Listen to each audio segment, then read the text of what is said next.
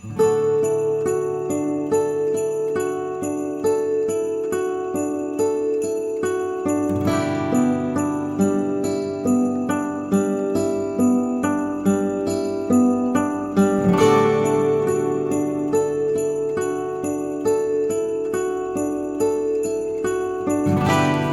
radiant dawn, splendor of eternal light, sun of justice, O come, shine on those who dwell in darkness and the shadow of death. O Oriens, O day star, O morning star, day spring, the many translations of O Oriens, today's O antiphon.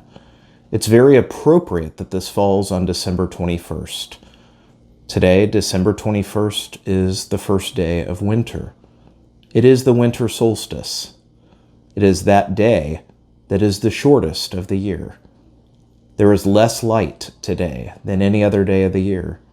The night is the longest. In many ways, today is the culmination of darkness, and at the beginning of winter, the season of death, of decay, the season until the cycle resumes in spring with new life. It is that time of year when nature reflects these themes of dark, of death. And yet, this O antiphon, O radiant dawn, O day spring, O morning star, the coming Jesus who illumines the darkness, brings a radiant dawn to bring new life, new light to a world plunged in darkness, brings new life, new light to our own darkness, the prison of our own sin, our own suffering, our own woundedness.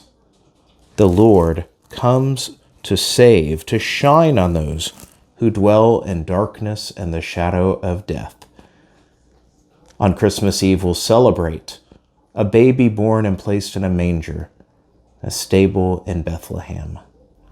The star that guides those coming to find the newborn King on a cold and dark night. The Lord comes into the world to share his brightness to a world that has been lost and given up. This is the season of hope and Advent, as I've said many a time.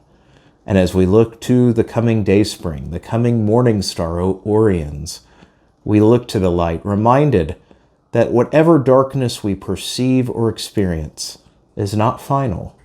It's not the last say.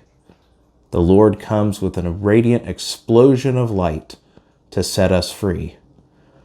I remember in particular when I celebrated or experienced my 30-day silent retreat back in 2013. I was on the coast of Massachusetts, right on the ocean, and there was a rock, a huge rock out off of the shore, and you could only get to it when the tide was out. And so, one night I went out in the early AM hours to get out to that rock and just lay there to experience the dawn.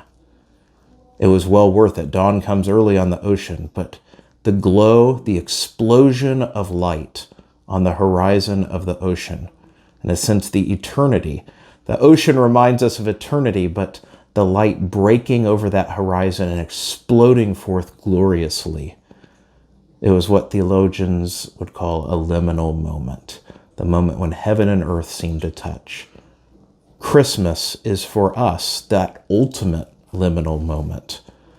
Heaven and earth brought together as God descends and takes on human flesh. God injects himself into his own creation. God who does not leave us in the darkness to fend for ourselves, but comes to save us. O Oriens, O radiant dawn, splendor of eternal light, Sun of justice, come, shine on those who dwell in darkness and the shadow of death.